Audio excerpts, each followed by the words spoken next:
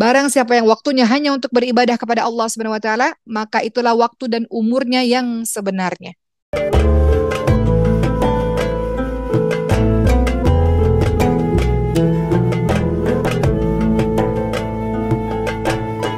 Assalamualaikum warahmatullahi wabarakatuh. Alhamdulillahirabbil alamin wa bihi nasta'in ala umuri dunya waddin wassalatu wassalamu ala asyrafil anbiya'i wal mursalin wa ala alihi wa sahbihi ajma'in amma ba'd. Rabbi shrah li sadri wa yassir li amri wahlul 'uqdatam min lisani yafqahu qawli. Amin amin ya rabbal alamin. Terima kasih teman-teman semua. Hari ini yang bergabung ada sekitar 1.400 orang karena kita dengan dua kamera. Jadi hari ini agak berbeda ya. Biasanya kita cuma pakai satu kamera. Namun karena yang ikut banyak, sehingga kita tambah dengan kamera yang lain. Jadi mudah-mudahan mata Uma bisa berbagi antara teman yang di satu tempat dan di tempat yang lain. Hari ini kita akan membahas insya Allah mengenai perkara waktu. Waktu yang sudah Allah beri kepada kita, teman-teman sekalian.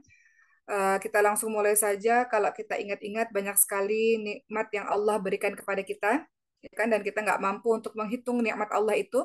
Kalau teman-teman lihat dalam surah Ibrahim ayat ke-34, Allah Subhanahu wa taala berfirman, "A'udzubillahi minasyaitonirrajim," perkara mengenai sesuatu yang kita lalai daripadanya, yang kita ingkar.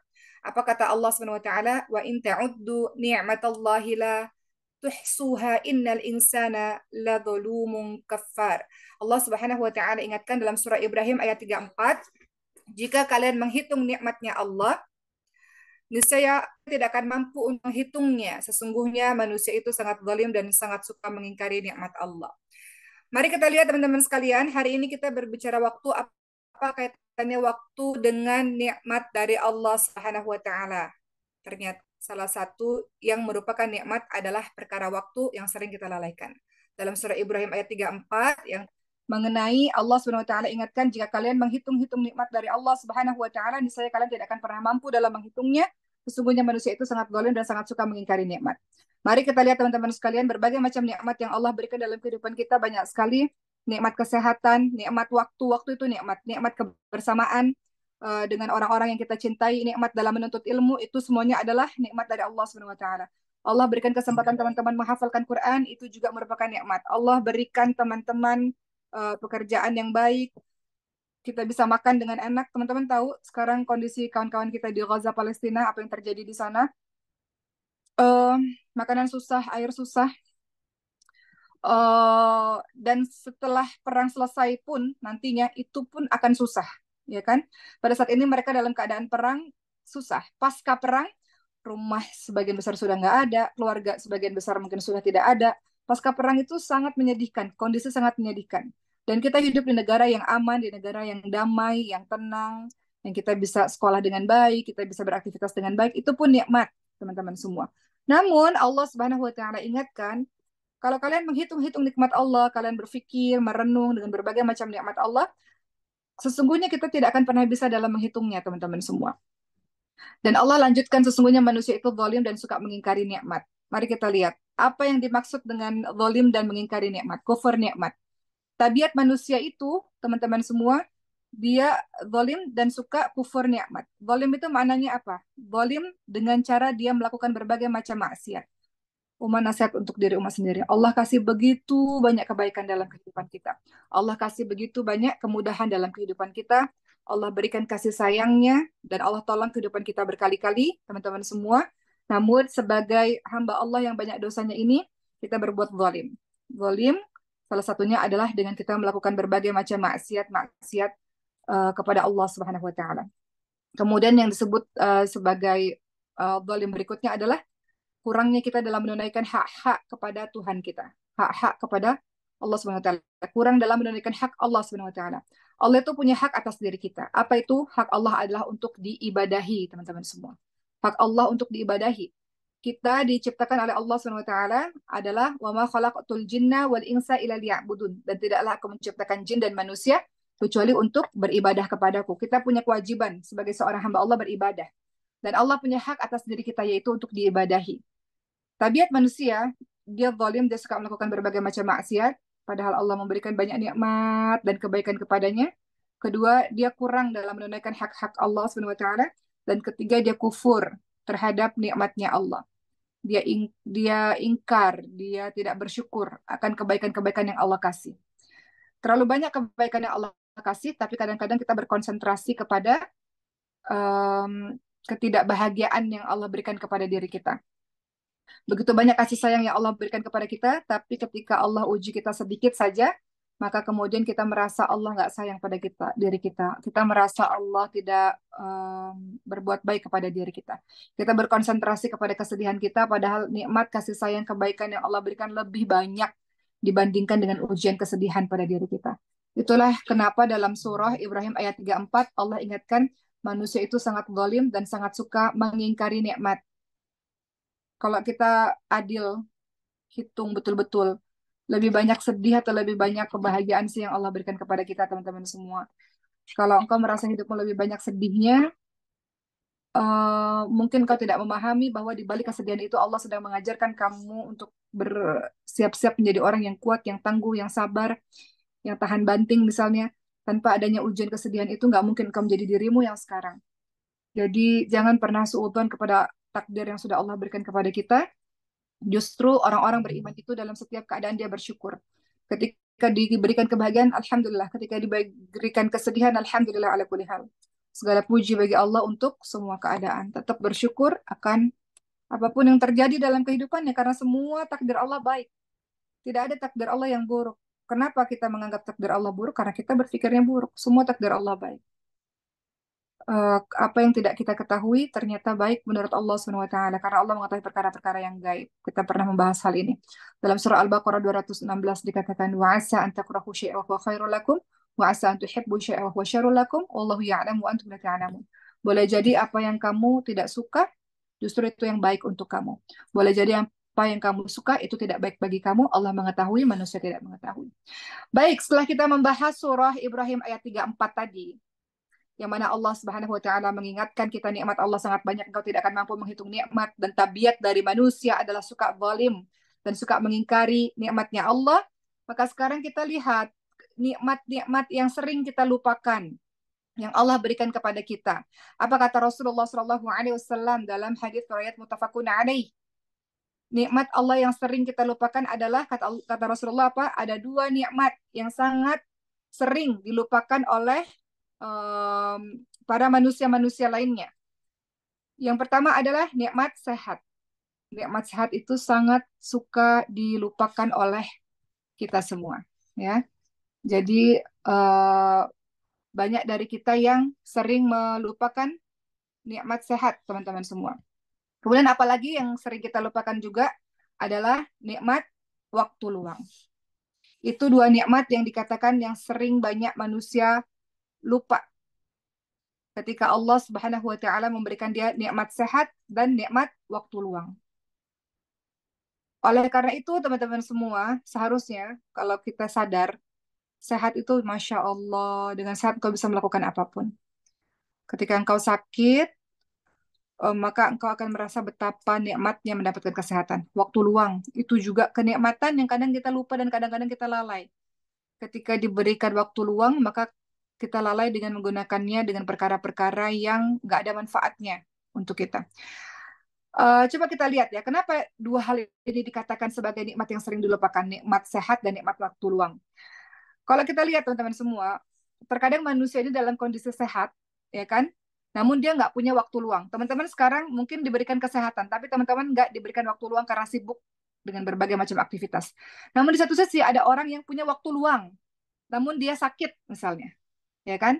Namun kalau ada orang yang Allah berikan kesehatan dan waktu luang, ini nih bahaya nih kadang-kadang kalau mereka melupakan nikmat itu. Karena kalau dia sehat dan dia punya waktu luang, banyak dari manusia-manusia suka malas untuk melakukan ketaatan-ketaatan. Mereka tertipu, mereka terperdaya. Ketika sehat, ketika punya waktu luang, mereka banyak lalainya. Makanya Rasul ingatkan banyak hal yang mereka lupa akan nikmat Allah, yaitu dua hal ini, nikmat sehat dan nikmatnya waktu luang. Itu manusia, teman-teman semua. Ya, padahal setiap nikmat yang Allah berikan kepada kita, Allah akan tanya, nikmatnya itu engkau gunakan untuk apa? Teman-teman lihat dalam surah At-Takatsur ayat ke-8, apa kata Allah Subhanahu wa taala? A'udzubillahi minasyaitonirrajim. Tsumma la tus'aluna yawma idzin 'anin na'im. Kemudian kamu pasti akan ditanya tentang kenikmatan. Allah akan tanya tentang kenikmatan yang Allah berikan kepadamu itu. Dalam surah At-Takatsur ayat ke-8 Allah ingatkan, kemudian kamu pasti akan ditanya tentang kenikmatan yang kamu bermegah-megahan di dunia itu. Jadi jangan pikir apapun yang Allah berikan itu tidak ada pertanyaannya dari Allah, tidak dipertanggungjawabkan. Waktu luangmu yang Allah berikan untukmu, Allah akan tanya waktunya digunakan untuk apa. Kesehatanmu yang Allah berikan kepadamu itu pun akan ditanya kesehatanmu itu kau gunakan untuk apa. Jadi teman-teman semua, hari ini kita membahas mengenai waktu. Nikmat tadi yang sering dilupakan adalah nikmat waktu luang dan juga kesehatan. Nah, berbicara tentang waktu teman-teman semua, waktu ini dia punya apa ya, hakikatnya waktu. Waktu itu terus berlalu, cepat berlalu dan nggak pernah mungkin kembali lagi, ya kan?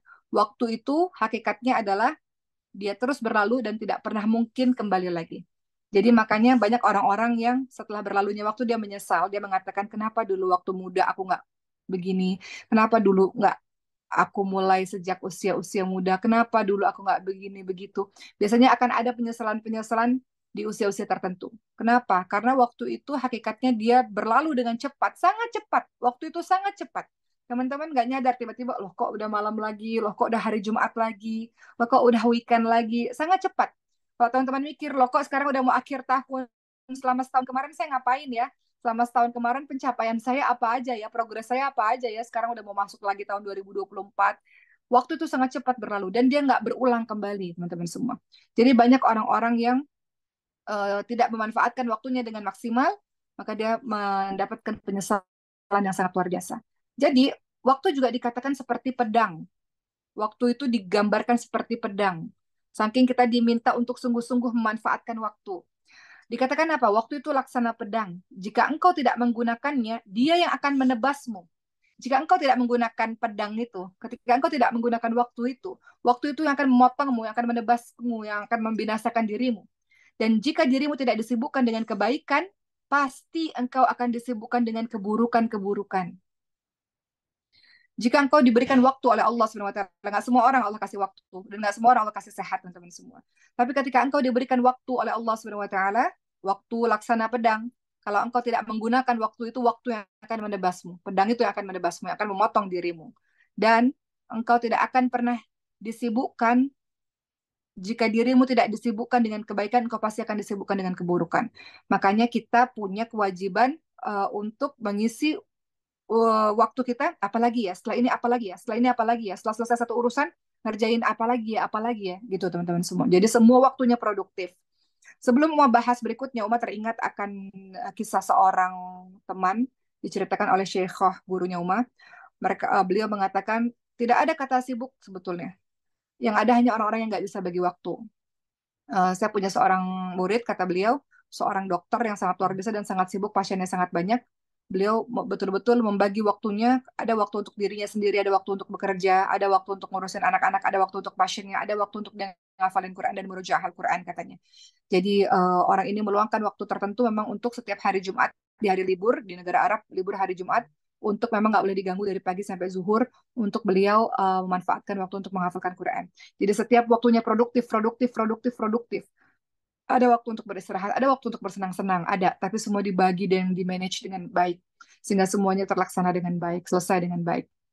Begitu teman-teman semua ya, salah satu cerita dalam kehidupan kita sehari-hari.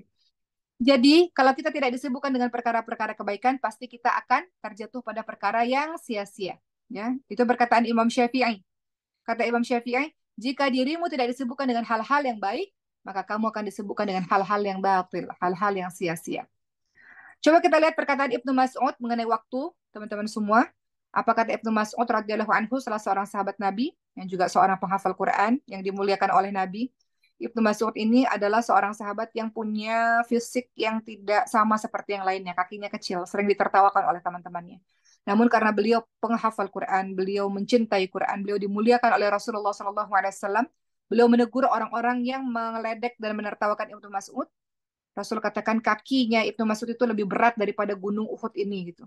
Artinya Ibnu Mas'ud ini orang yang sangat mulia dengan Quran. Allah angkat dia mulia karena Quran. Hari-harinya, waktunya disibukkan dengan Quran. Dia mulia di hadapan para penduduk-penduduk langit. Jadi nggak pantas kalian tertawakan hanya karena masalah fisik. Begitulah kira-kira. Apa kata Ibnu Mas'ud radhiyallahu anhu, teman-teman semua, mengenai waktu? Tiada yang pernah kusesali selain keadaan ketika matahari tenggelam, ajalku berkurang, namun amalku tidak bertambah. Apa yang dikatakan Ibnu Mas'ud?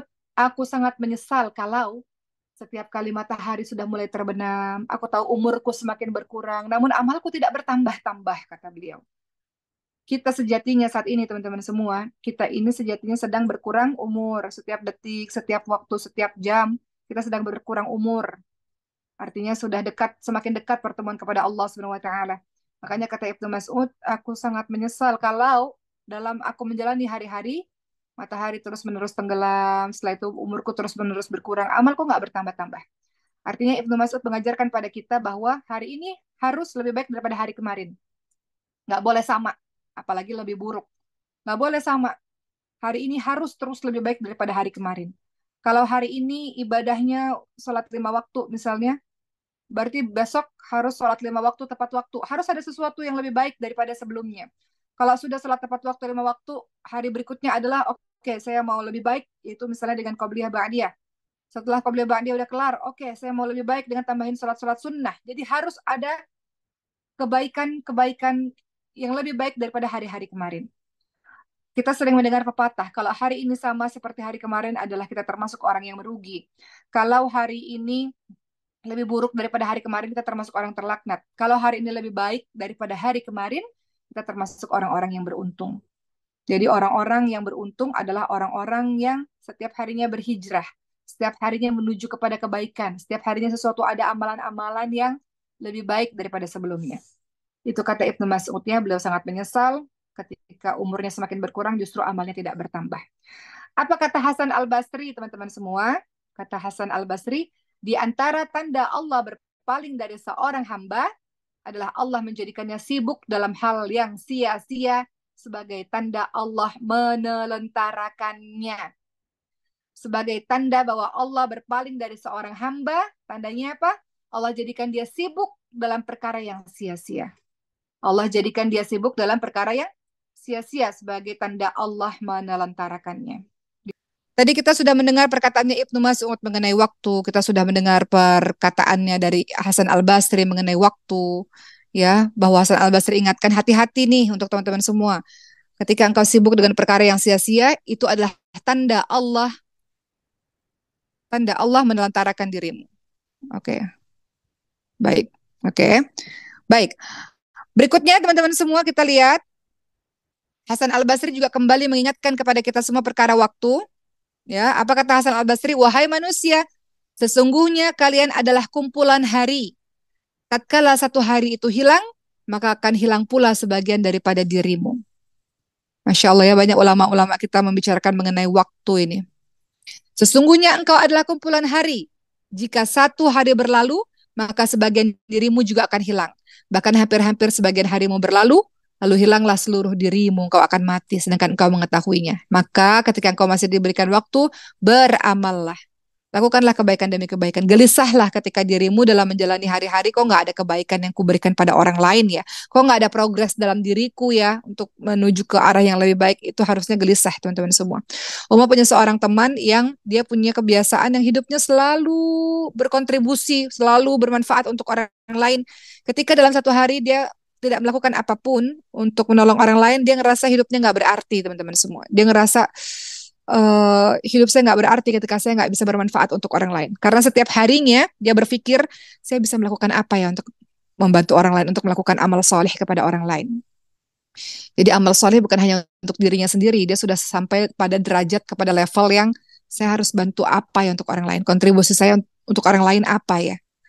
Dia ingin menjadi sebaik-baik orang sebagaimana yang Rasul ingatkan, khairun nas anfa'uhum linnas. Sebaik-baik orang adalah orang yang bermanfaat untuk orang lain. Jadi dia ngerasa waktunya sangat amat tidak berguna kalau hari-harinya nggak produktif, hari-harinya nggak bantu orang lain. Nggak semua orang punya pemikiran seperti ini, teman-teman semua. Jadi kalau teman-teman dalam hidup ngerasa kok saya nggak ada progresnya, itu bagus tuh. Dikarenakan engkau gelisah, engkau merasa bahwa waktumu tidak engkau gunakan dengan sebaik mungkin. Semua orang berlari dan kejar-kejaran dengan waktu. Orang orang kita semua sama 24 jam. Tapi kenapa ada orang dalam 24 jam dia bisa selesai kok, kerjaannya selesai, urusan rumahnya selesai, hafalan Qur'annya selesai, apalagi yang lain-lain selesai. Kenapa dia bisa selesai? Kenapa kita satu kerjaan nggak selesai-selesai misalnya? Karena pandainya dia dalam membagi waktunya. Salah satu cara pandai kita membagi waktu, tidurnya cepat, bangunnya di awal. Sekarang kalau daerah Jakarta ini subuh jam 4 lewat 8 lewat 5 tuh udah mulai subuh teman-teman semua. Artinya engkau sebagai seorang muslim yang di daerah Jakarta dan sekitarnya ya, WIB ini, waktu Indonesia Barat ya, jam 4 kita udah mulai subuh, bangun jam setengah 4. Setengah 4 itu udah harus bangun, teman-teman semua. Nggak ada seorang muslim itu bangunnya jam 7 pagi, jam 8 pagi. Engkau sudahlah kehilangan sholat malam, kehilangan sholat subuh. Termasuk orang yang sangat pandai dalam memanage waktunya adalah dia pasti tidurnya tidak terlalu malam dan dia bisa bangun di awal hari. Ketika engkau bangun di awal hari, engkau akan lebih produktif, engkau akan lebih bersemangat, lebih ceria dalam menjalani harimu seharian. Tapi kalau udah bangun siang, eh, engkau akan merasa malas menjalani hari-harimu. Kembali kita mengenai waktu, teman-teman semua. Kita lihat lagi perkataan ulama lainnya. Kata Ibnul Qayyim rahimahullah mengenai waktu. Waktu manusia adalah umurnya yang sebenarnya. Waktu tersebut adalah waktu yang dimanfaatkan untuk mendapatkan kehidupan yang abadi. Waktu yang kita miliki saat ini harusnya digunakan untuk mendapatkan kehidupan yang abadi. Ya, ketahuilah, kata Ibnul Qayyim, bahwa berlalunya waktu lebih cepat dari berjalannya awan mendung. Awan itu kan cepat. Kata Ibnu Qayyim, ketahuilah bahwa berlalunya waktu lebih cepat daripada berjalannya awan. Barang siapa yang waktunya hanya untuk ketaatan, barang siapa yang waktunya hanya untuk beribadah kepada Allah Subhanahu wa taala, maka itulah waktu dan umurnya yang sebenarnya. Barang siapa yang waktunya digunakan untuk ketaatan dan untuk beribadah, itulah umurnya yang sebenarnya. Selain itu, kalau waktunya tidak digunakan untuk amal-amal salih, selain itu tidak dinilai sebagai kehidupan, namun hanya dianggap sebagai kehidupan binatang ternak. Jadi kalau kita ingin tahu waktu dan umur kita sebenarnya pada saat kita menggunakannya dengan amal-amal soleh. Kalau kita melakukan atau menghabiskan waktu kita dengan sia-sia, dengan maksiat, yang lain-lain, maka itu kehidupan binatang ternak. Ya, itu yang dikatakan oleh Ibnul Qayyim rahimahullah. Perkara waktu ini, Masya Allah ya, beliau mengatakan perkataan seperti ini. Jika waktu hanya dihabiskan untuk hal-hal yang membuat lalai, untuk sekedar menghamburkan hawa nafsu, mengeluarkan hawa nafsu, atau hanya dihabiskan dengan banyak tidur, digunakan untuk hal-hal yang sia-sia, digunakan untuk hal-hal yang batil, yang maksiat, maka sungguh kematian lebih layak daripadanya. Ketika engkau mati, teman-teman sekalian, ketika engkau panjang umur tapi dosanya banyak, ya, maksiatnya banyak. Untuk apa? Jadi maka dikatakan maka sesungguhnya kematian lebih layak daripadanya. Mungkin dengan kematian itu menghentikanmu dari berbagai macam perbuatan dosa-dosa. Gitu. Itu perkataan dari Ibnul Qayyim. Manfaatkan waktu dengan sebaik-baiknya teman-teman semua. Bahkan seorang muslim itu ada seorang ulama ketika beliau berjalan bersama dengan anak-anaknya, berjalan kaki gitu ya, dalam sebuah pengembaraan. Ayahnya berkata begini, wahai anakku bertasbihlah sampai kita ketemu sama pohon yang berikutnya. Setelah bertemu di pohon berikutnya, kemudian beliau mengatakan lagi, wahai anakku bertakbirlah sampai kita bertemu di pohon berikutnya. Setelah sampai di pohon berikutnya, ya anakku berzikirlah kepada Allah terus-terusan. Artinya di sini apa? Ayahnya ini mengajarkan pada anaknya setiap detik jangan disia-siakan waktumu. Termasuk kita ini teman-teman semua. Seorang muslim ini nggak ada waktu yang sia-sia. Bahkan dalam diamnya kita, dalam perjalanan kita, itu adalah waktu kita banyak berzikir kepada Allah Subhanahu wa taala. Kemarin Uma sempat mengatakan pada teman-teman Maskanul Hufaz, karena kami ini di pusat, kami terdiri dari berbagai macam asrama yang berbeda-beda tempatnya. Ada yang jauh tempat tinggalnya, ada yang dekat. Maka Uma katakan untuk teman-teman yang jauh, tempatnya dari pesantren, dengan kalian berjalan kaki, kalian punya waktu banyak untuk merojaah hafalan kalian. Kalian punya waktu banyak untuk berzikir ketika kalian melangkah ke pesantren misalnya. Begitu pula teman-teman semua. Jadi jangan pernah ngerasa waktunya sia-sia karena dalam setiap diamnya teman-teman, menunggunya teman-teman adalah berzikir kepada Allah Subhanahu wa taala. Ya enggak? Bahkan ada sebuah kisah di mana seorang anak dan seorang ayah, mereka berangkat sekolah, si ayah ini membonceng anaknya. Pada saat di motor itulah waktu murojaah bersama dengan anaknya. Ya kan? Jadi untuk teman-teman semua, jangan sia-siakan waktumu selain untuk mengingat Allah Subhanahu wa taala. Kata Rasulullah, "Man kana yu'minu billahi wal yawmil akhir falyakul khairan aw liyasmut." Barang siapa yang beriman kepada Allah dan hari akhir, berkata baik atau dia diam. Diamnya pun berzikir kepada Allah Subhanahu wa taala. Baik. Kita lihat teman-teman semua dalam hadis surat Tirmidzi, apa kata Rasulullah sallallahu alaihi wasallam? Kedua kaki seorang hamba tidak beranjak pada hari kiamat sehingga dia ditanya mengenai pertama, umurnya di mana dihabiskan. Umurnya selama engkau hidup, umurnya di mana ia habiskan. Pertanyaan pertama. Kedua kaki seorang hamba tidak beranjak pada hari kiamat hingga ia ditanya mengenai pertama, umurnya di manakah dihabiskan umurnya itu. Kedua, ilmunya. Ilmunya, di manakah ia amalkan? Engkau mendapatkan ilmu dari Allah. Engkau pandai, engkau diajarkan oleh Allah berbagai macam ilmu dan pemahaman. Ilmunya, di manakah ia amalkan? Ilmunya itu untuk apa? Ketiga, harta yang engkau dapatkan. Bagaimana cara engkau mendapatkannya, kata Allah. Ditanya nanti, harta yang engkau punya saat ini, hartanya bagaimana ia peroleh? Dan yang keempat, di mana dikeluarkan? Pertanyaan yang keempat. Yang kelima, mengenai tubuhmu yang Allah kasih dan Allah pinjamkan kepada dirimu. Tubuhmu itu, di manakah usangnya? Tubuhmu itu habis, lelah, capek, engkau gunakan untuk apa? Istilahnya begitu.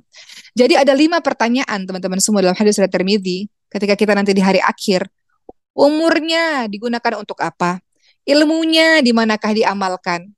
Hartanya, cara perolehannya gimana? Cara mengeluarkan hartamu bagaimana? Kelima, tubuhmu yang sudah Allah pinjamkan ini kau gunakan untuk apa? Di mana usangnya? Itu 5 pertanyaan yang nanti akan kita jawab teman-teman semua. Ya, jadi untuk orang-orang yang tahu tentang betapa pentingnya masalah waktu, maka umurnya dia gunakan dengan kebaikan.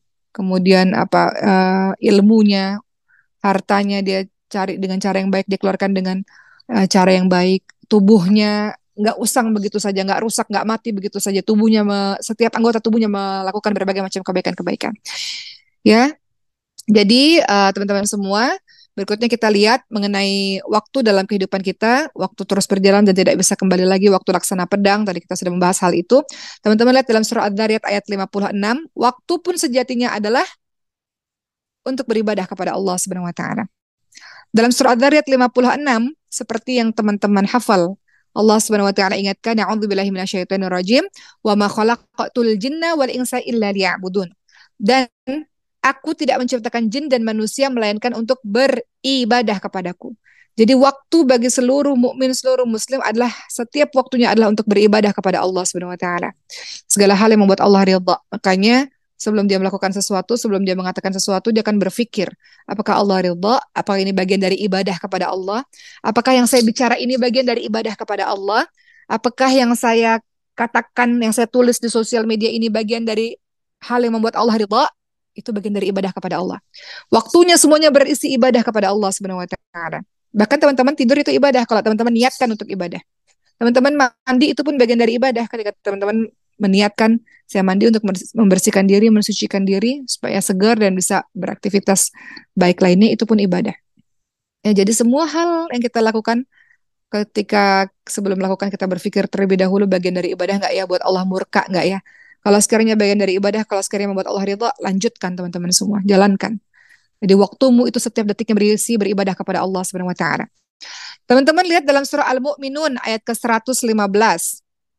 Apa kata Allah Subhanahu wa taala? Dalam surah Al-Mu'minun ayat ke-115 kata Allah, a'udzubillahi minasyaitonir rajim, afa hasibatum annama khalaqnakum 'abatha wa annakum ilaina la turja'un. Dalam surah Al-Mu'minun ayat ke-115 kata Allah, apakah kamu mengira bahwa sesungguhnya kami menciptakan kamu secara main-main saja dan bahwa kamu tidak dikembalikan kepada kami?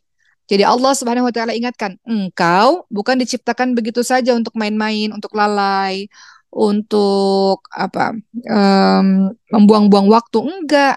Kata Allah, memangnya kamu berpikir mengira kami menciptakan kamu untuk main-main aja? Bukan. Dan tidakkah kamu berpikir bahwa kamu akan dikembalikan kepada kami dan akan ditanya semua pertanyaan tadi? Badanmu itu kau gunakan untuk apa? Ilmumu kau gunakan untuk apa? Hartanya, semuanya kau gunakan untuk apa? Allah akan tanya semua yang Allah pinjamkan kepada kita. Baik, jadi kita paham bahwa kita harus tahu bahwa kita diciptakan bukannya tanpa ada maksud dan hikmah. Ya, kita diciptakan ada maksudnya Allah Subhanahu wa taala. Ada tujuannya Allah Subhanahu wa taala. Tujuannya apa? Tadi ada ayat 56. Wa ma khalaqatul jinna wal insa illa liya'budun. Tidaklah aku menciptakan jin dan manusia kecuali untuk mereka beribadah kepadaku. Jadi beribadah kepada Allah adalah tujuan diciptakannya jin dan manusia dan seluruh makhluk-makhluk Allah. Makhluk Allah kita tidak mungkin diciptakan begitu saja tanpa perintah, tanpa larangan, teman-teman semua. Teman-teman lihat dalam surah Al-Qiyamah ayat 36. Al-Qiyamah ayat 36. Allah Subhanahu wa taala berfirman, A'udzu billahi minasyaitonir rajim, ayahsabul insanu ayyutraka sudah. Apakah manusia mengira bahwa ia akan dibiarkan begitu saja tanpa adanya pertanggungjawaban? Namanya engkau mengira mata yang dipinjamkan oleh Allah ini nggak dipertanggungjawabkan satu hari nanti. Namanya engkau mengira lisanmu yang kau bisa ngomong apapun ini yang dipinjamkan oleh Allah, engkau dibiarkan begitu saja tanpa adanya pertanggungjawaban. Semuanya yang dipinjamkan oleh Allah semuanya akan ada pertanggungjawabannya.